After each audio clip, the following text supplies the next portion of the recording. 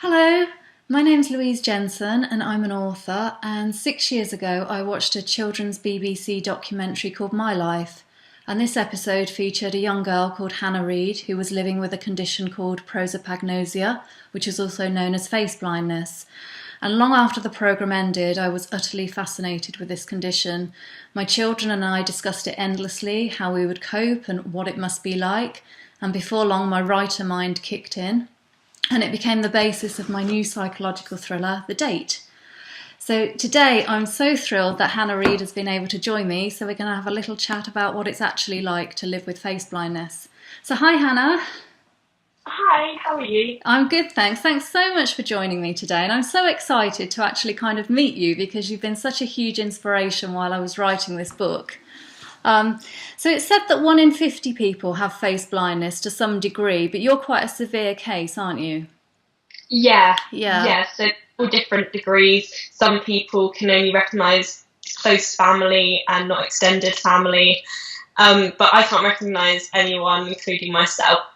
Yeah. So in my book, Ali, my main character, she develops this condition in her 30s after an accident. So what was your experience? Were you born with this or did you develop it later on? When I was 8, I had encephalitis, and the cold sore virus went to my brain and caused my brain to swell. And when I came out the coma, I had to learn to do everything again, and the part of my brain that recognises faces never recovered. So I've been left with the most severe case of face blindness in the UK. That must have been so terrifying for you. I can't imagine, in the book, Ali wakes up and literally can't recognise herself or anybody else, but I can't imagine just how that must have been for you. And developing it when you were quite young, does that mean that you can't kind of remember how it was before, or, do Yeah, you... well, I can't remember anything from before I was ill. I had to learn to walk, talk, read, write. So I think it's kind of better that I can't remember that I did used to be able to recognise people. It's been easier to cope with knowing I only know what I am today. Okay. So how is it for you? Like you're looking at me now on the screen. If I held up a photo of myself next to my face, would I look the same, or how do faces appear for you? So every face looks the same. I can see that people have got 2 eyes, a nose, and a mouth, but every one of those features on everyone's faces looks the same to me.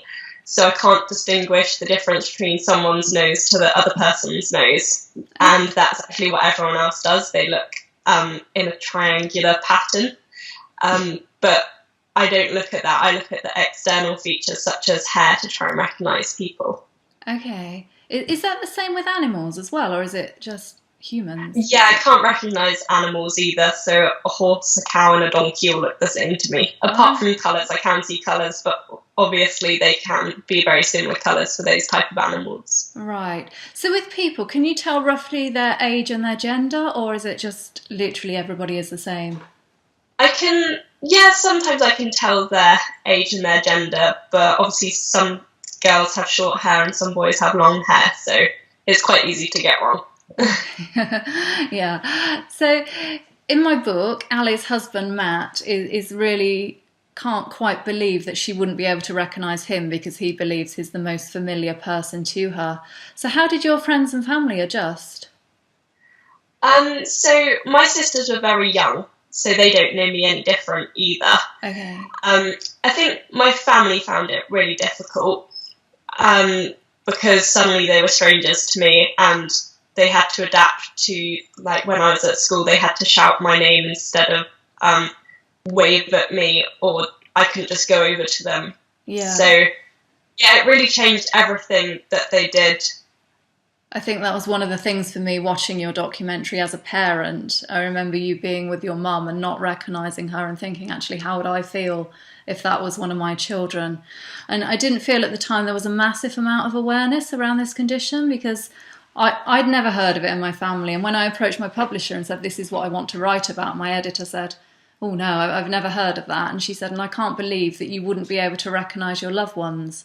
And I sent a link to your programme through, and everybody at my publisher watched it and just went, wow, it's incredible that you live with this, and they'd never heard of it. Do you find that you're constantly explaining it, or do you think the awareness is growing?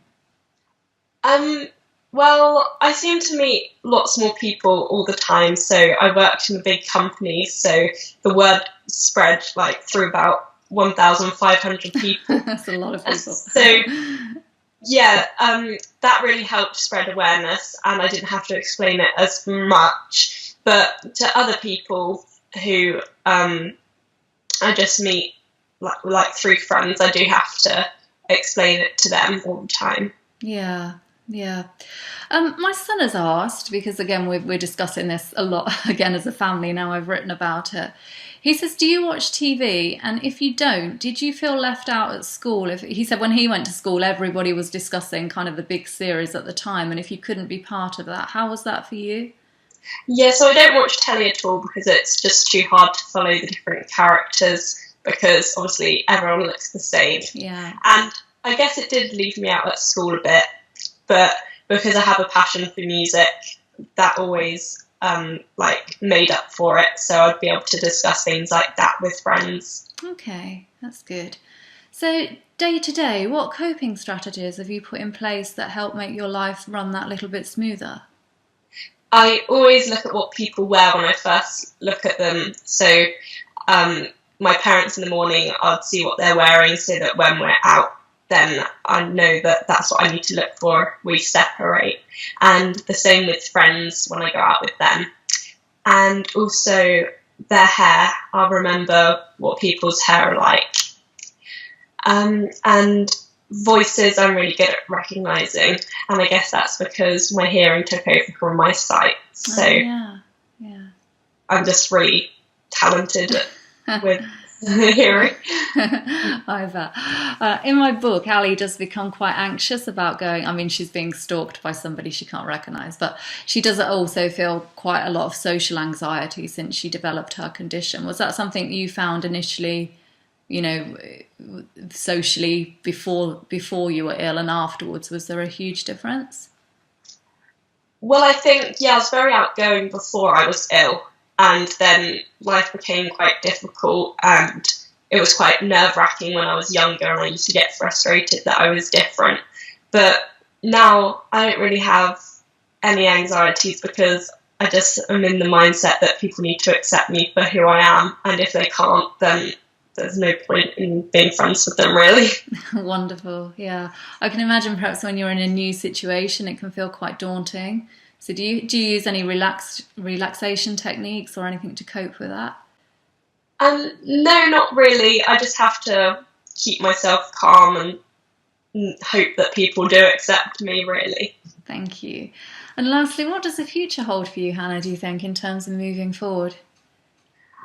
Well, I do want to be a nursery nurse in the future. Okay. Right now, it isn't something that I want to do. But because I really like helping people, that's something that I would love to be able to help children get the best start in life and just help them grow. So I've been on a long journey and I want to help them start their journey. Oh, that's wonderful. Thanks so much for being such a great inspiration to me and for joining me today. And it's been lovely to talk to you. Thank you. Thank you. Okay, bye. Bye.